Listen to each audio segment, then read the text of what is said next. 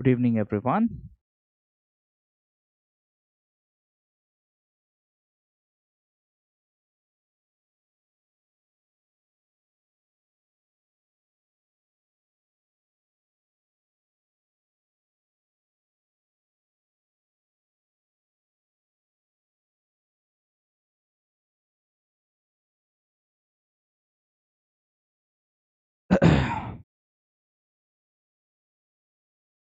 Okay, एक बार बता दो ऑडियो वीडियो सब सही है?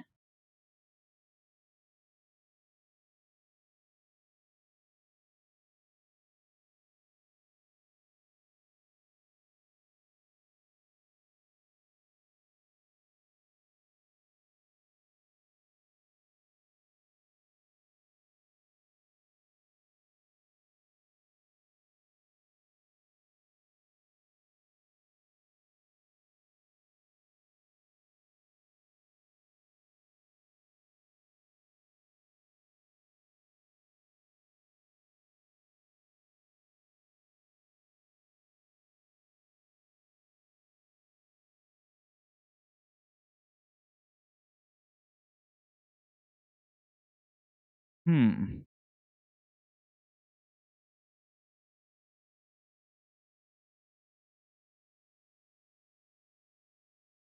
हाँ, ठीक है, लेट्स स्टार्ट। पहला क्वेश्चन है, बताओ आंसर बताओ जल्दी से, क्या होगा इसका? रूल ऑफ लॉ का मतलब क्या है?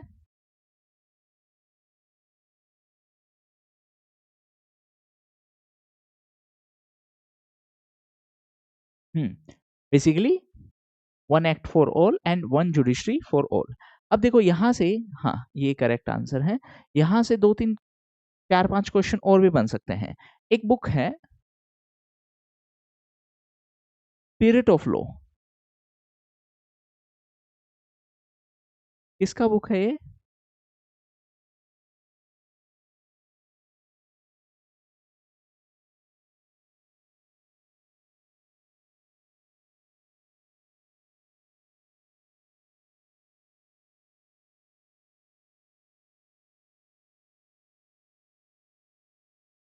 अरे ये आपका प्रीवियस ईयर क्वेश्चन है।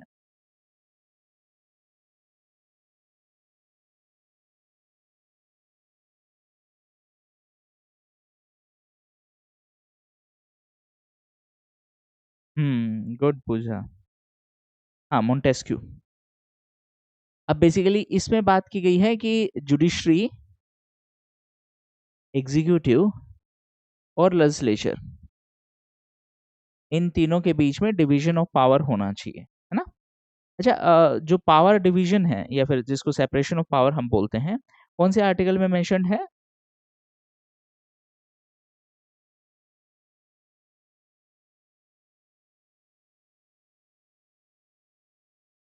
कौन से आर्टिकल में मेंशन्ड है? हाँ, आर्टिकल 50। अब देखो यहाँ से तीन चार चीजें हैं, एक साथ ही कवर कर लेते हैं, जो रिसेंट टाइम में न्यूज में भी थी। एक तो आर्टिकल 50 है, ठीक है। दूसरा, दो टर्म्स हैं, सेपरेशन ऑफ पावर और division of power. Separation of power basically हम बात कर रहे हैं जुडिशरी, एग्जीक्यूटिव और लेजिस्लेचर,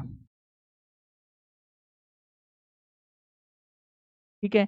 इसमें भी तीन चार चीजें हैं जो रिसेंट टाइम में न्यूज में थी। फर्स्ट, तमिलनाडु वर्सेस गवर्नर वाला केस। आर्टिकल कौन सा है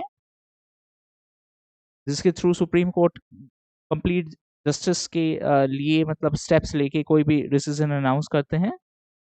नहीं नहीं, इसके लिए नहीं, गवर्नर के लिए नहीं आर्टिकल। 143। हाँ, 142। तो यहाँ पे भी दो तीन आर्टिकल, एक एक प्रेसिडेंशियल रेफरेंस।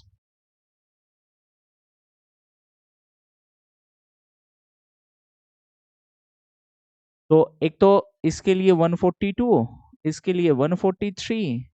हाँ, गवर्नर के लिए कौन कौन से हैं? 200 और 201, मतलब जो बिल वाला है 200 और 201, ठीक है।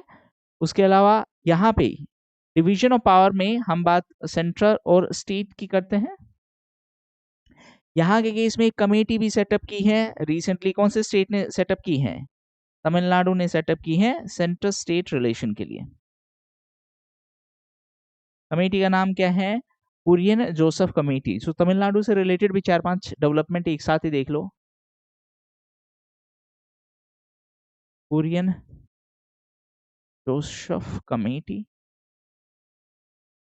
अच्छा, तमिलनाडु ने रिसेंटली स्पेस पॉलिसी भी अनाउंस की है और स्पेस में इसरो, हमारी स्पेस एजेंसी है, इसरो के रिसेंटली फॉर्मर चेयरपर्सन का डेथ हुआ था, जो हमने लास्ट क्लास में भी डिस्कस किया था। क्या नाम था उनका? इसरो के जो फॉर्मर चेयरपर्सन थे, क्या नाम था उनका, जिन्होंने एजुकेशन पॉलिसी और वेस्टर्न घाट पे रिपोर्ट बनाई थी?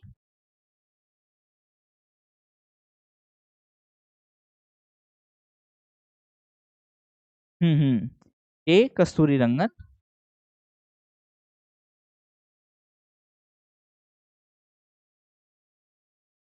ठीक है, उसके अलावा तमिलनाडु रिसेंटली 2-3 और इश्यूज की वजह से न्यूज में था। एक है वाइस चांसलर वीसी अपॉइंटमेंट के लिए। देखो, यूनिवर्सिटीज में वाइस चांसलर अपॉइंटमेंट के लिए अभी रोल है गवर्नर का। तमिलनाडु ने उसमें अमेंडमेंट किया और ये पावर सरकार को देने की बात कही। मैटर पहुंचा Madras high court, Madras high court ने इस पर स्टे लगा दिया। अब यहां से दो इंपॉर्टेंट चीजें और ध्यान में रखेंगे। अगर कोई भी कन्फ्लिक्ट है, conflict between centre and state law, तो उसमें कौन सा प्रीवेल करेगा? सेंट्रल और स्टेट वाले में अगर कन्फ्लिक्ट है तो कौन सा प्रीवेल करेगा?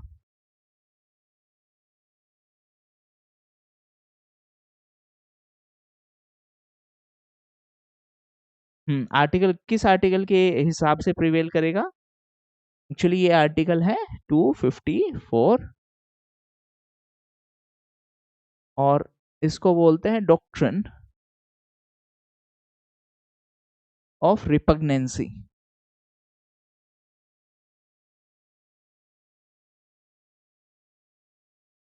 है ना। इस साल तमिलनाडु ने एक्चुअली अपना पहला इकोनॉमिक सर्वे भी रिलीज किया था और जिसमें उन्होंने रुपी का सिंबल है वो तमिल में यूज किया था, जिसके बाद बहुत सारी कंट्रोवर्सी भी हुई थी। ठीक है, तो यहां से एक क्वेश्चन ये भी पूछा जा सकता है, क्या स्टेट गवर्नमेंट या सेंट्रल गवर्नमेंट के लिए इकोनॉमिक सर्वे प्रेजेंट करना मैंडेटरी है? देखो, लॉजिकली सोचो, अगर मैंडेटरी होता तो इस बार पहला क्यों होता? मतलब इतने साल हो गए, होना ही होता ना अगर मैंडेटरी होता तो। ठीक है माय पॉइंट।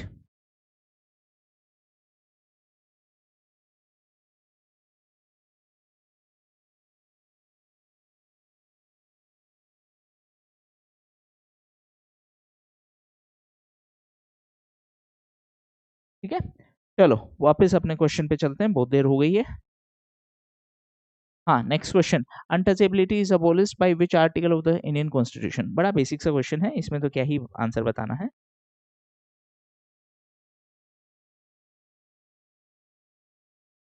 सिंपल, 17 है ना, आर्टिकल 17। ओके, हाँ next, which article of the constitution of India is related to freedom of press?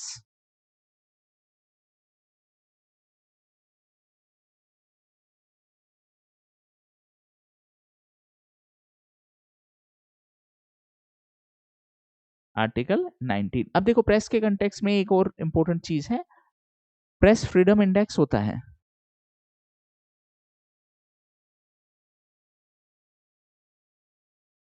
और इस इंडेक्स को एक्चुअली रिलीज करती है रिपोर्टर्स विदाउट बॉर्डर्स। ये उसका फ्रेंच अगर टर्म हम बात करेंगे तो उसका शॉर्ट फॉर्म बनता है आरएसएफ। इसका हेडक्वार्टर है फ्रांस में, पेरिस में। पेरिस में, ठीक है। रिपोर्टर्स विदाउट बॉर्डर्स की इस इंडेक्स के हिसाब से इंडिया का रैंक है 151, टॉप पे है नॉर्वे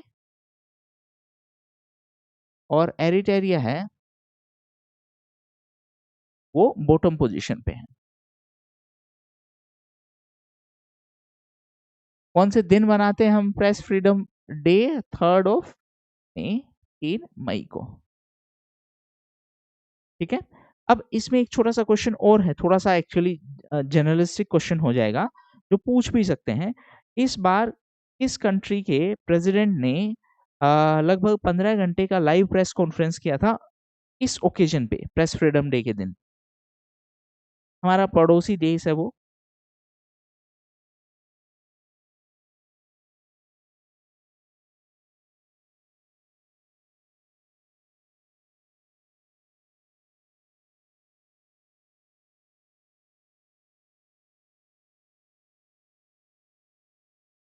कौन सा देश है? हाँ, एग्जैक्टली, गुड।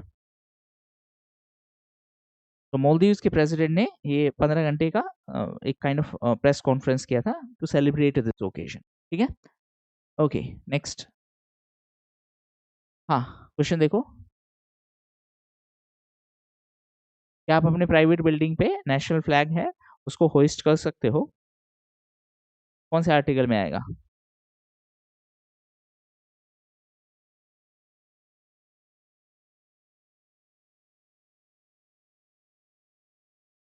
नाइनटीन में या 21 में?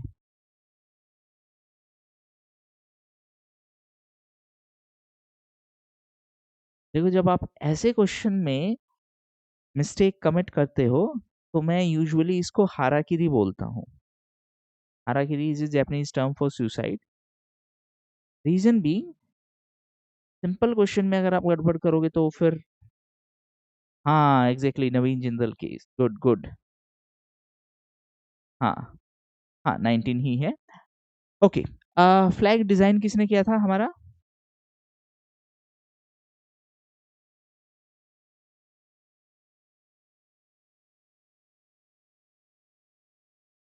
पहले किसने डिजाइन किया था? पिंगाली।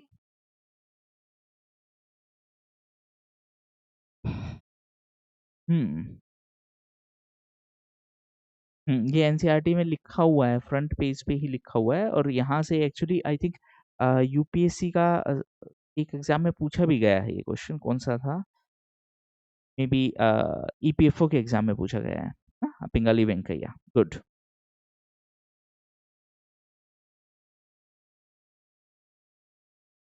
हाँ, नेक्स्ट क्वेश्चन है।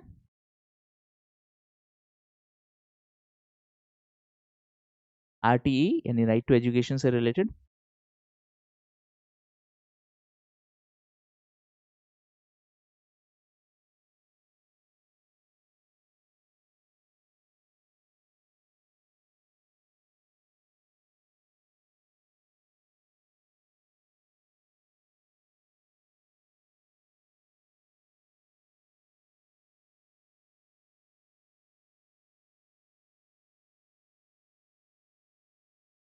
हम्म अमेंडमेंट कौन सा था ये?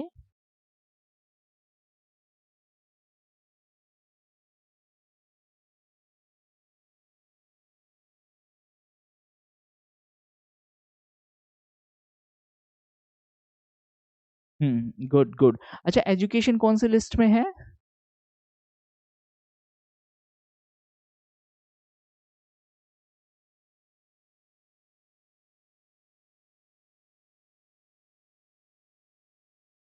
कंकरेंट लिस्ट में है ना?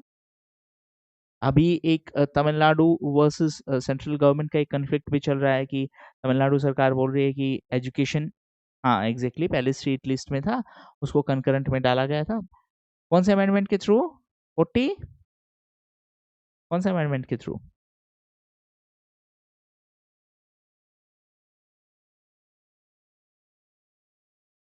42nd। अच्छा, कंकरेंट लिस्ट में कितने आइटम हैं अभी?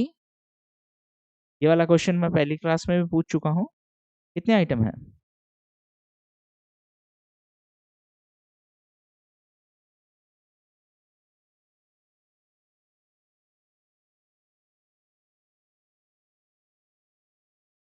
हम्म पहले कितने थे?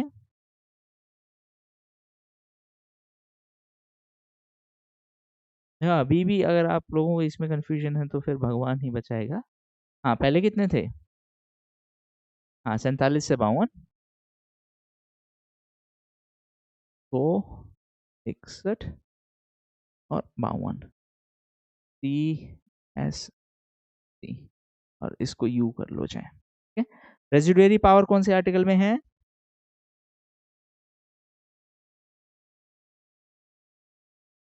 आर्टिकल बताओ। और एक एजुकेशन के ही कंटेक्स्ट में एक पीएम श्री स्कीम है, PMRI। ये श्री का फुल फॉर्म क्या है ये भी पूछ सकता है, क्योंकि ये भी बहुत कंट्रोवर्सी में हुई। स्कूल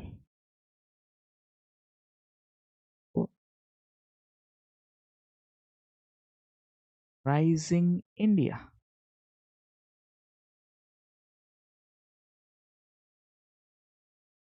हम्म,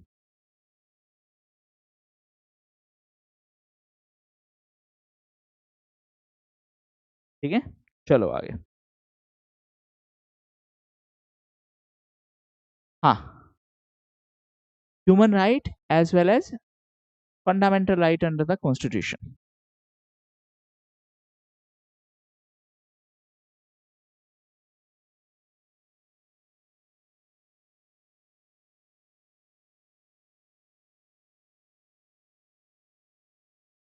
अच्छा, इसमें आपको टेक्स्ट सही से दिख रहा है?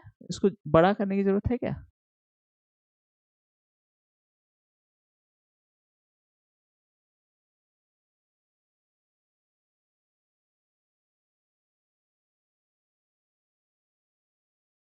अच्छा, राइट टू इन्फॉर्मेशन किस टाइप का राइट है, और उसके लिए कोई कानून भी है क्या राइट टू इन्फॉर्मेशन के लिए?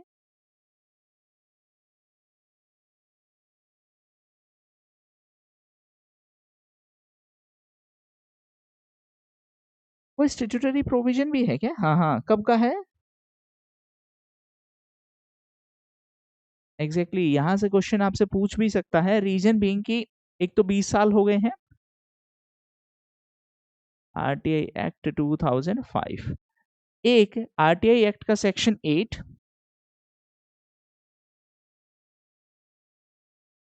Of RTI versus digital data protection act,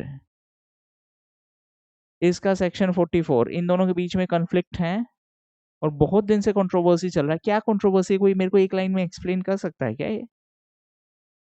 कि आरटीआई एक्ट और digital personal data protection act, इसको प्रॉपरली मैं लिख देता हूं,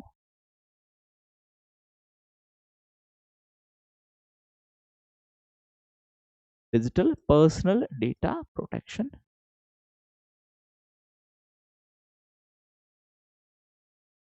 क्या कन्फ्लिक्ट है?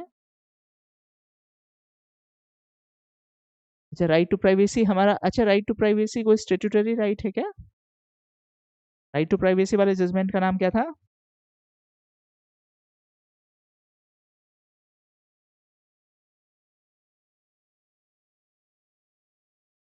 हाँ हाँ, उस जजमेंट का नाम क्या था?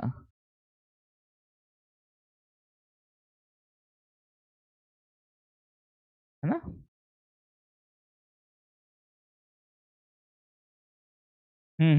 वो पुट्टा स्वामी जजमेंट था। हाँ देखो, इसमें एक छोटा सा कन्फ्लिक्ट समझ लो, एक लाइन का ही है बस। देखो, आप लोग बनोगे सिविल सर्वेंट, ठीक है। अब आरटीआई बोल रहा है कि आप प्राइवेट इंफॉर्मेशन है उसको भी डिस्क्लोज कर सकते हो पब्लिक इंटरेस्ट के लिए, प्राइवेट इंफॉर्मेशन को डिस्क्लोज कर सकते हो पब्लिक इंटरेस्ट के लिए। डीपीडीपी बोल रहा है कि प्राइवेट इंफॉर्मेशन को डिस्क्लोज नहीं करना है, बस ये ध्यान में रखना है, सिंपल। हाँ, कौन सा सेक्शन है? Easy way to remember, section 44। 44 article 44 किससे रिलेटेड है? आर्टिकल 44 किससे रिलेटेड है?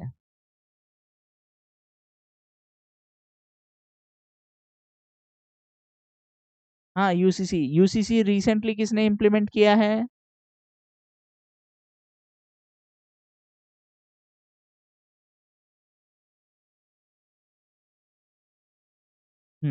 उत्तराखंड ने, और फिर उसके बाद गुजरात ने उसके लिए एक कमेटी, कौन सी कमेटी है वो और बता दो जल्दी से।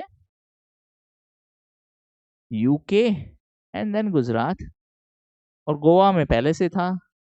हाँ, कमेटी कौन सी है? रंजना प्रकाश देसाई,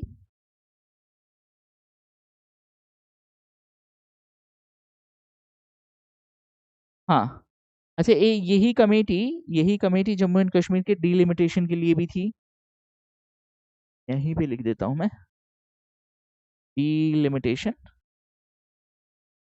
अभी हमारा जो पार्लियामेंट्री कॉन्स्टिट्यूएंसीज का डिलिमिटेशन है वो किस सेंसस के बेसिस पे है, मतलब कौन सा पॉपुलेशन डेटा है? करंट जो डिलिमिटेशन है वो कौन सा? हाँ, 1971 का डेटा है। और नेक्स्ट कब होना था हमारा डिलिमिटेशन? नेक्स्ट डिलिमिटेशन कब होना था?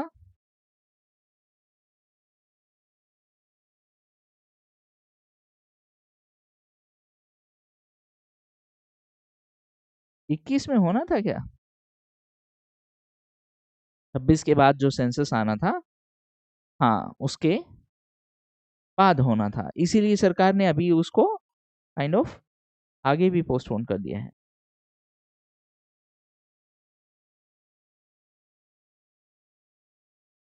ऐसे सेंसस के कंटेक्स्ट में एक सेंसस कमिश्नर होता है। हाँ, very good Shanu,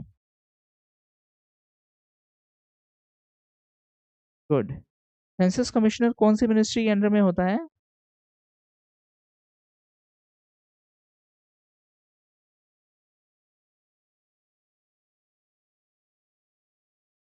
ministry, good, MHA.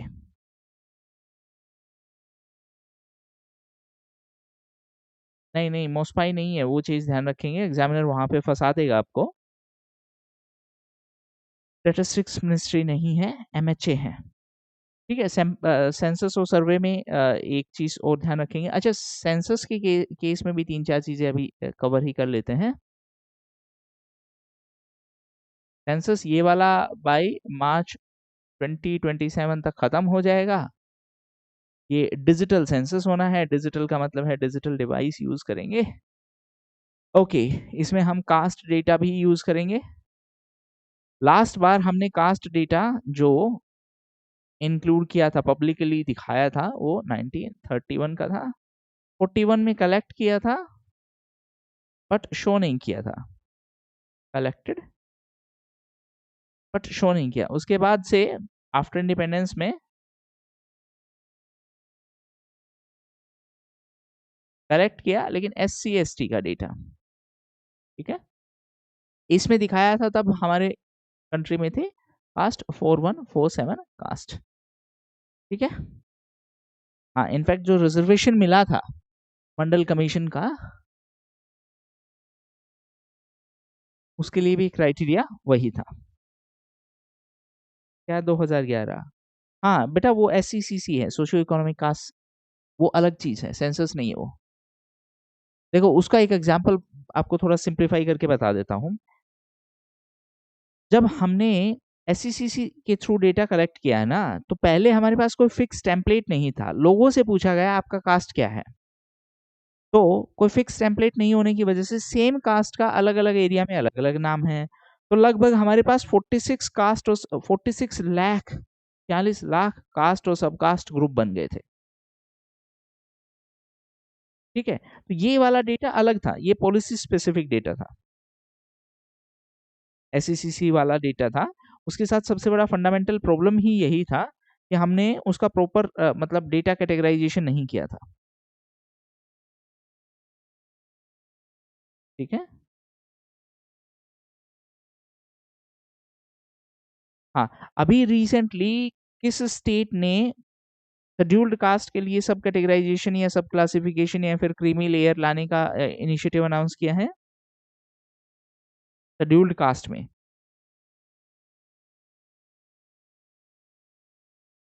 ये लास्ट बार भी हम डिस्कस कर चुके हैं। नहीं नहीं, TN नहीं है, तेलंगाना है। हाँ, तेलंगाना ने दो चीजें डिस्कस की है, मतलब अनाउंसमेंट किया है। एक तो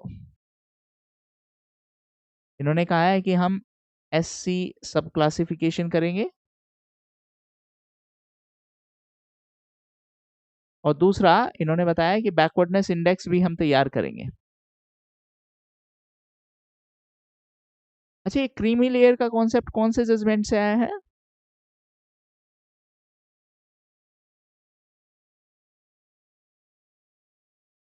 क्रीमी लेयर वही रिजर्वेशन को लेके एक बहुत फेमस, हाँ एग्जैक्टली। एससी में creamy layer Devendra Singh case है, लेकिन अगर ओवरऑल क्रीमी लेयर की हम बात करें तो इंदिरा साहनी जजमेंट, हाँ। Good good. अच्छा, इंदिरा साहनी जजमेंट में कितना लिमिट लगाया था, अपर लिमिट ऑन रिजर्वेशन?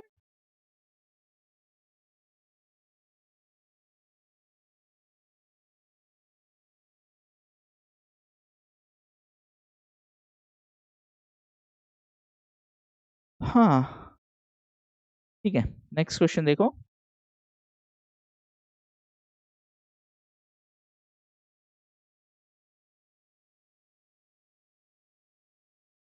किसके पास पावर है to enforce fundamental right by the constitution?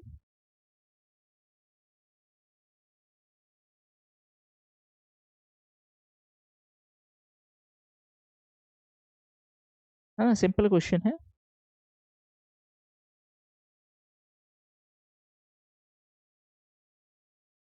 अच्छा, एक क्वेश्चन है, पीआईएल है,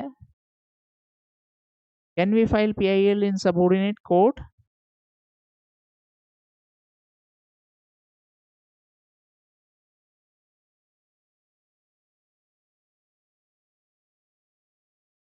दो ही आंसर हो सकते हैं बेटा, या तो यस या no.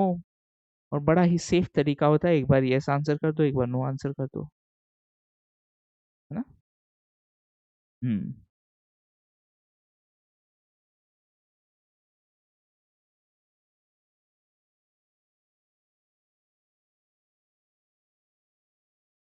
Okay, next question.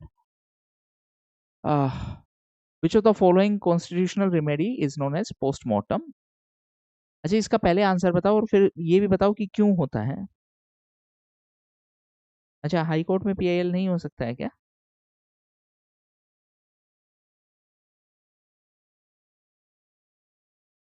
It's okay, आप कमेंट डिलीट मत किया करो, मैं जानबूझ के आपकी गलती पॉइंट आउट करता हूँ ताकि आपको याद रहे। तब उसको ऐसा सीरियसली भी मत लिया करो मेरी डांट को।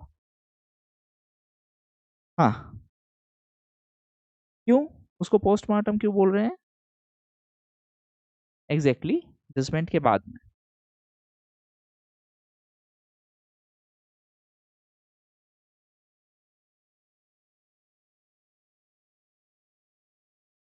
अच्छा, प्रोहिबिशन वाले का सीधा सा मतलब है, रुक जाओ, मेंडेमस का सीधा सा मतलब क्या है?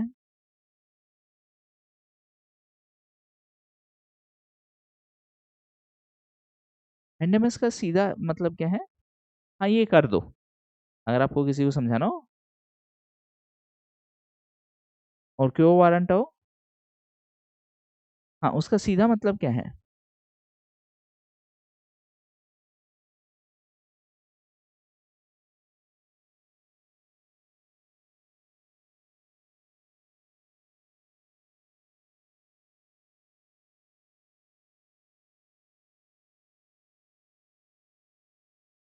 ठीक है, ओके। हाँ, बस इसको रैप अप करेंगे। हाँ, नेक्स्ट क्वेश्चन है, नॉट ए फंडामेंटल राइट, कौन सा नहीं है?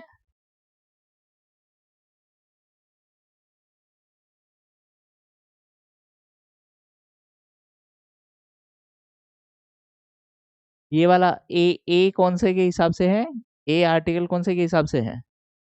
मतलब कॉन्स्टिट्यूशनल रिमेडी वाला कौन से आर्टिकल के हिसाब से है? ये। और राइट टू प्रॉपर्टी अब नहीं है ना? अब किस टाइप का राइट है राइट टू प्रॉपर्टी?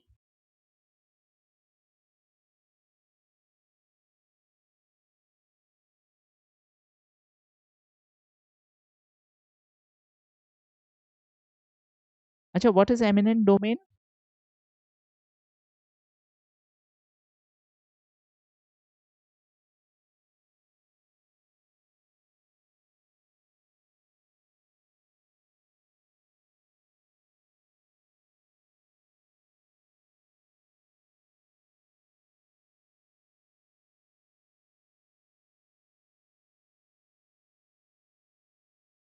ठीक है, एक आप लोगों के लिए होमवर्क भी है। पहले तो एमिनेंट डोमेन तो यहीं पे बता दो, इसका तो क्या ही होमवर्क होना है। Constitutional right versus legal right, इसमें क्या डिफरेंस है, अगर कोई डिफरेंस है तो?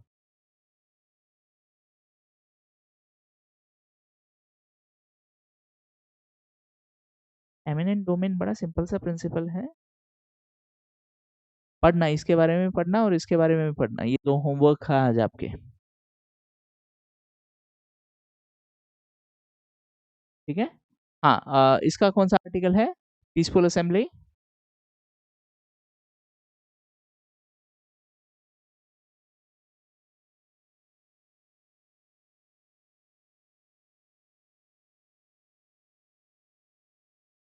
ये दोनों कौन से का पार्ट है?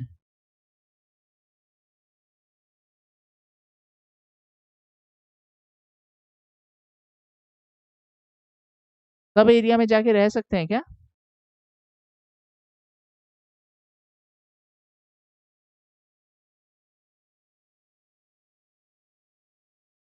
अच्छा, इसी कंटेक्स में एक और इम्पोर्टेंट चीज है, अभी लद्दाख है वो 6 शेड्यूल में इंक्लूजन की डिमांड कर रहा था, 6 शेड्यूल में ऐसा क्या हो जाएगा?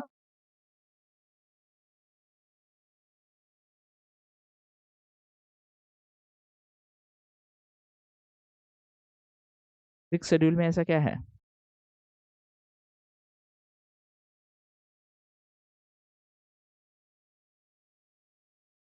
कौन कौन से स्टेट हैं 6 में?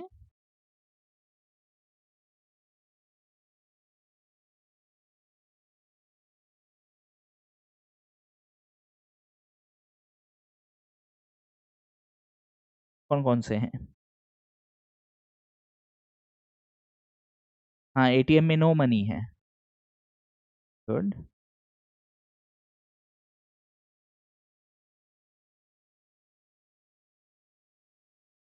मनी नहीं है, बस इतना ध्यान में रखना इसमें। एटीएमएम, लेकिन बिना पैसे का। मणिपुर, हाँ मणिपुर नहीं है।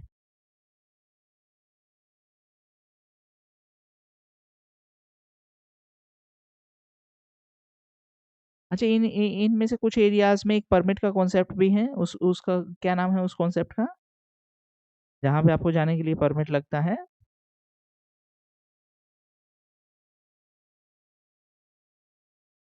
कुछ आईएलपी करके आपने कभी पढ़ा हो तो? एग्जैक्टली। इशू कौन करता है वो परमिट?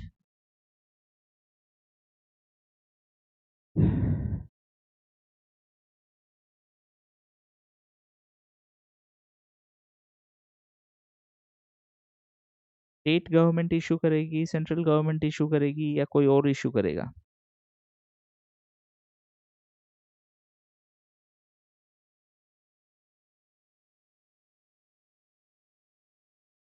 चलो, अपने पास नए नए ऑप्शंस है। Governor, local authority. ठीक है, ये भी आप कल पढ़ के आएंगे, आईएलपी इशू कौन करता है। ठीक है। हम्म। चलो, एक लास्ट क्वेश्चन और करते हैं, देन एंड इट। हाँ, जल्दी से इसका आंसर और दे दो।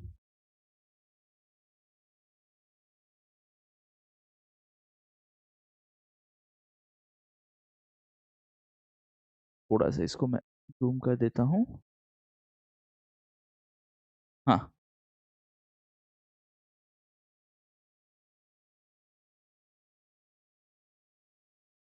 क्या हिस्ट्री बेटा? अरे, मैं लास्ट क्लास में बताया तो था कि अभी कमीशन से बात कर रहे हैं, एक बार जैसे ही अपने पास मतलब अप्रूवल आता है, करेंगे फिर।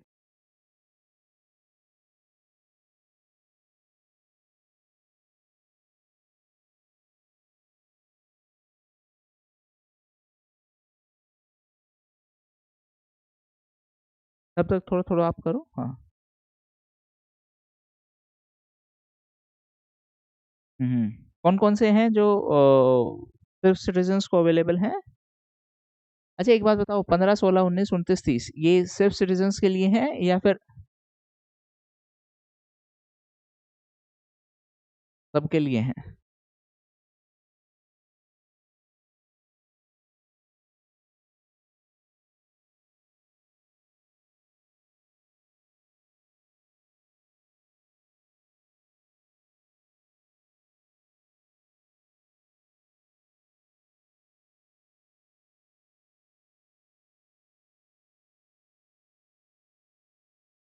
अच्छा, कौन सी कंट्री ने रिसेंटली बर्थ टूरिज्म को एड्रेस करने के लिए एक सिटीजनशिप अमेंडमेंट या फिर सिटीजनशिप के जो प्रोविजंस हैं उनको चेंज किया है? Birth tourism.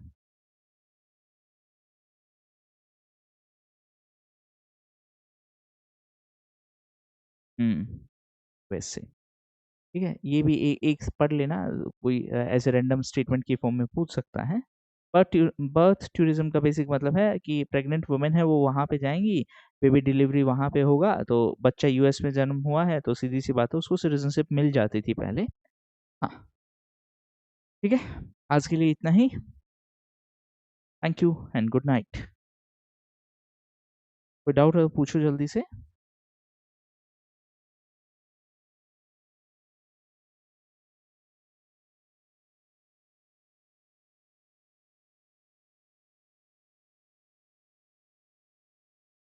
बेटा आशीष, आप गलत प्लेटफॉर्म पे हो, ये रेड रोज वाला प्लेटफॉर्म है ही नहीं।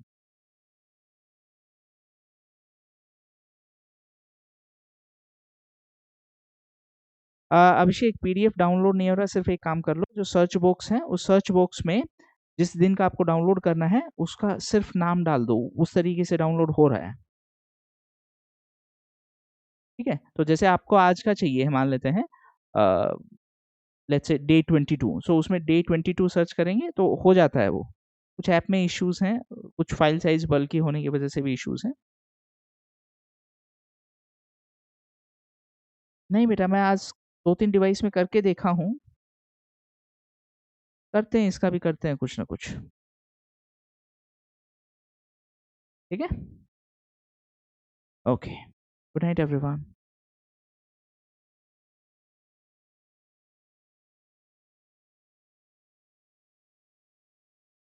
हाँ, हाँ, सारे पीडीएफ सिविल्स एकेडमी ऐप पे ही अवेलेबल हैं। इस वाला ये पीडीएफ भी आपका अवेलेबल मिल जाएगा। हाँ, सैटरडे को टेस्ट है, सैटरडे और संडे एक आपका मॉडर्न हिस्ट्री का टेस्ट है, एक करंट अफेयर्स का टेस्ट है।